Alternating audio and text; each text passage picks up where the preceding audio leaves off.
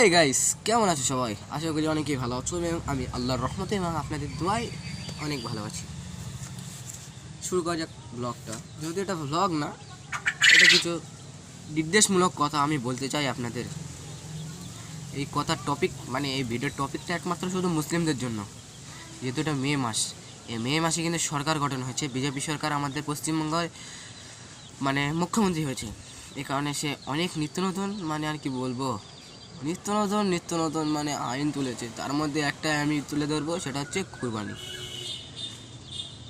আজকে আরাফাত দিন, জিলহজ মাসের 9 তারিখ, কালকে 10 তারিখ, কালকে মক্কায় এবং কুরবানি হবে। পরশু দিন বৃহস্পতিবার আমাদের ভারত এবং বাংলাদেশে কুরবানি হবে। মানে বিজেপি সরকারের একটাই দাবি যে গোটা চলবে না পশ্চিমবাংলা, যদিও হয় 14 বছরের কুরবানি কি হয় ভাই? 14 বছরের পশু কি কুরবানি করা যায়? যারা ইসলাম সম্বন্ধে জ্ঞান আছেন তারা একটু বলবেন।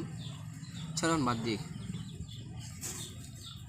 আমার কাছে একটাই প্রশ্ন হলো, মানে কথা, ঈদের দিন যারা কুরবানির পশুর গোশত আত্মীয়দের বাড়ি নিয়ে যাবেন, তাদেরকে আমি বলবো আপনারা ওই গোশতটাকে ভালোভাবে পরিষ্কার পরিচ্ছন্ন রাখুন। যে পশুরই হোক, ভালোভাবে পরিষ্কার করে রক্তমুক্ত করে প্লাস্টিক দরকার পড়ে ডবল প্লাস্টিক দিয়ে আত্মীয়দের বাড়ি নিয়ে যাবেন।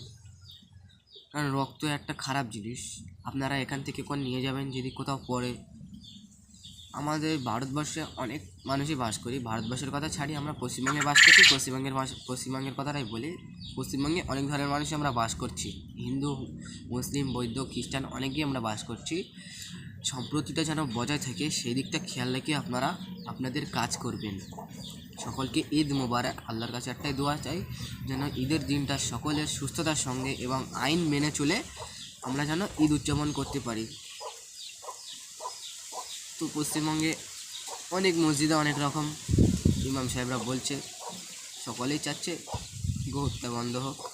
পশ্চিমবঙ্গের রাজ্য সরকারের একটাই নীতি আমাদের মেনে চলা দরকার। সেই কারণে আপনারা পারলে ছাগল জবাই করবেন।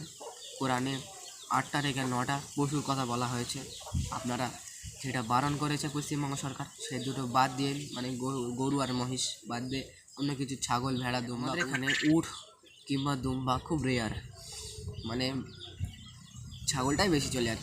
সেই কারণে আশেপাশের মানুষ দেখছি তো ছাগল কিনছে, তাদেরকেও বলি আপনারা আপনাদের গোশতটা আত্মীয় স্বজনের বাড়ি নিয়ে যাওয়ানোর আগে ভালোভাবে পরিষ্কার করে ডবল প্লাস্টিক দিয়ে আপনারা নিয়ে যাবেন, যাতে করে সম্প্রীতিটা বজায় থাকে, রক্ত